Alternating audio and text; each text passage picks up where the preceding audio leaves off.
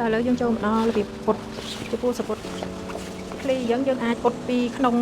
ម៉ត់ដងហើយចាំយើងពុតត្រឡប់យកខាងក្រៅម្ដងទៀតអាហ្នឹងវារៀបស្អាតខ្លាំងតែបើអ្នកខ្លះគាត់ពុតយកខាងក្រៅផ្ទាល់តែហ្មងតែខ្ញុំអត់ចឹងទេខ្ញុំពុតខាងក្នុងមុនពុតខាងខុសមុនព្រោះថាខាងខុសហ្នឹងយើងពុតឃ្លីវារៀបហើយចំពោះរបៀបបត់ភ្នែកបត់យើងចំណាំថាភ្លីខាងណាដែលវែងគឺយើងបត់បែរមកខាងវែងហ្នឹងពុតភ្លីខាងហើយពេលយើងអត់ហើយយើងអាចយកឈើជ្រុងសកត់តាមភ្នែកហ្នឹងមកគឺភ្នែកហ្នឹងវារៀបស្អាតអត់ហើមហើបឡើងមកវិញហើយកន្លែងព្រីតូចនេះក៏ចឹងដែរយើងត្រូវបត់បែរមកខាងស្ដាំដៃបែរមកខាងដែលយើងបត់ចូលអញ្ចឹងហើយយើងសកត់ភ្នែកអញ្ចឹងមក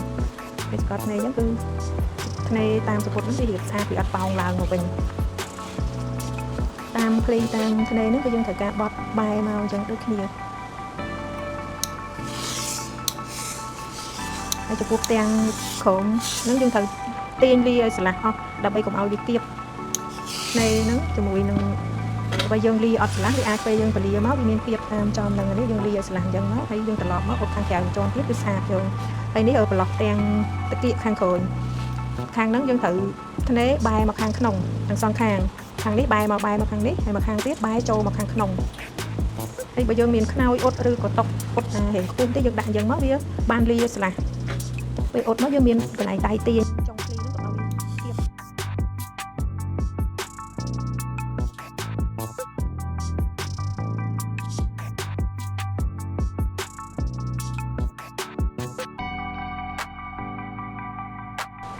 ពុតខាងក្នុងហើយយើងត្រឡប់បែរមកខាងពុតខាងត្រូវម្ដងទៀត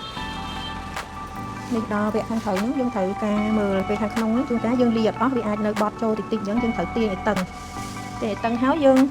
អ៊ុតកុំអ៊ុតផ្ទាល់ជាមួយនឹងឆ្នាំងអ៊ុតផ្ទាល់តែហ្មងវាអាចមានស្នាមផ្លេកកណាត់ឬក៏ប្រឡាក់ឆ្នាំងអ៊ុតអីហ្នឹងអត់នេះទេយើងត្រូវការហៅកណាត់ស្អាតមួយមកយើងគ្របពីលើអាភ្នែកហ្នឹងដើម្បីការពារព្រោះថាកណាត់ប្រភេទ6ហូលវាបោកទឹកអត់បានទេអញ្ចឹងយើងត្រូវការប្រយ័ត្នមែនតើនេះយើងដាក់ទ្រាំអញ្ចឹងហើយយើងទាញវាឲ្យស្រឡះហើយយើងអ៊ុតសកត់ពីលើភ្នែកហ្នឹងឲ្យរៀបបន្ទាប់ពីសកត់យើងគិតថារៀបហើយយើងយកឈើហ្នឹងសកត់វាបន្ថែមមកអាហ្នឹងមកវារៀបទៅសាច់6ហូលយើងមកវាឲ្យអស់លះស្អាតអញ្ចឹងកុំឲ្យវានៅគៀបតគ្រប់ភ្លីទាំងអស់គឺធ្វើដូចគ្នាយ៉ាងសំខាន់គឺលាភ្លីនឹងអស់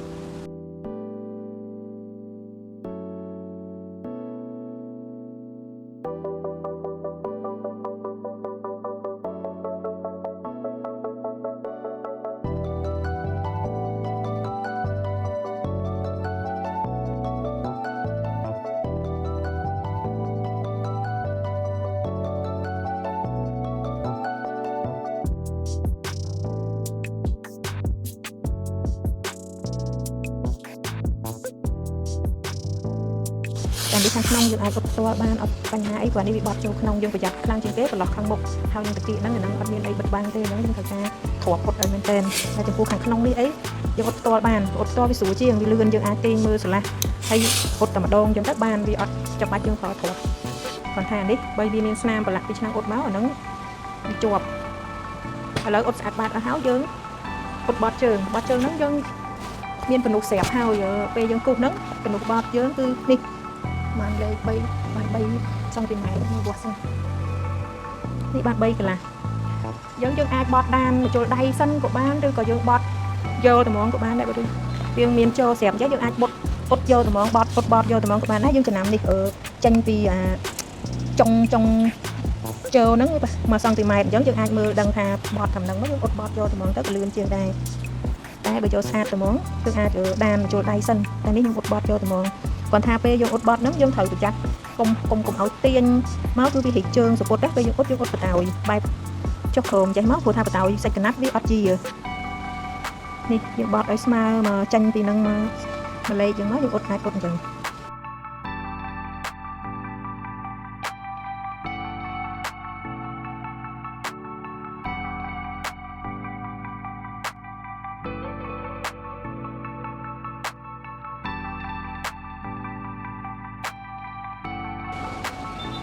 ពេលយើងនៅកលៀនអត់ទាន់ភ្ជាប់មុខអញ្ចឹងយើងស្រួលគ្លៀសម្រាប់បត់ពុតបានស្រួលបើយើងភ្ជាប់មុខសពុតហើយយើងរៀងពិបាកព្រោះអីវាជាកំពង់ហើយវាពិបាកលាអត់សូវឆ្លាស់អញ្ចឹង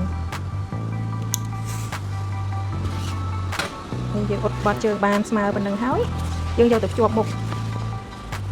ភ្ជាប់ហ្នឹងភ្ជាប់តាមកនុះនេះកនុះដែលយើងពេលយើងគប់ នេះពេលយើងគូសថងសពុតហ្នឹងយើងមានកណ្ដុកស្រាប់ហើយអញ្ចឹងយើងយកទៅភ្ជាប់ហ្នឹងបើប្រភេទកណាត់មានចូលយើងត្រូវការខ្ទាស់ឲ្យចូលហ្នឹងចំគ្នាភ្ជាប់ពីក្រោមមកដល់ទៅហ្នឹងហើយយើងសាប់ទៅចាំយើងអ៊ុតប្របែកដីសង្កត់ឆែកកន្លែងហ្នឹងតោះឥឡូវទៅភ្ជាប់ចាំមកដល់យើងភ្ជាប់តាមកណ្ដុកយើងលេ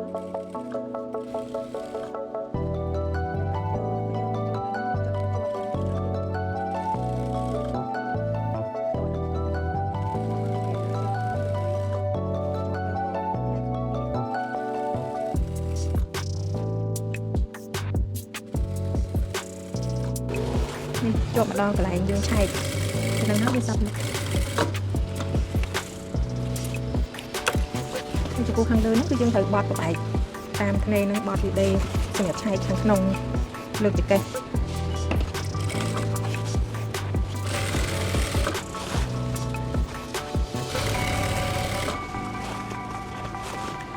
នេះប្របែកលាវាពុតប្របែកថ្នេរខាងក្នុងនេះកន្លែងនេះយើងបើយើងជាប់ខាងក្រោមហើយយើងយកទៅអ៊ុតហើយចាំយកមកស្កប់ហ្នឹងក៏ស្រួលដែរនេះដោយសារ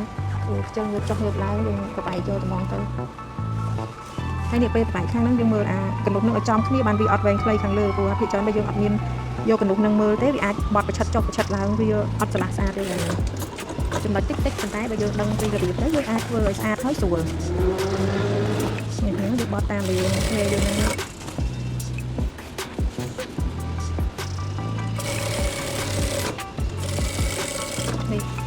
ជាប់មកហើយប៉ុណ្ណឹងហើយយើងអ៊ុតប្របែកថ្ងៃហ្នឹងមកនេះយើងអ៊ុតបើសិនយើងមានតុកអ៊ុតតែសោកបានអញ្ចឹងយើងសោកសពុតនឹងចូលអញ្ចឹងមកវាឆ្លាស់ស្រួលអ៊ុតវាអត់ជាប់ជាមួយនឹងខាងក្រោមហើយនេះពេលយើងតោះចំថ្ងៃចូលនឹងចំគ្នាពេលយើងដេញហើយចំអញ្ចឹងយើងអ៊ុតប្របែកតាមហ្នឹងតែចំមុខដែលយើងបត់នេះគឺយើងបត់ថែមចំកន្លែងហ្នឹងតិច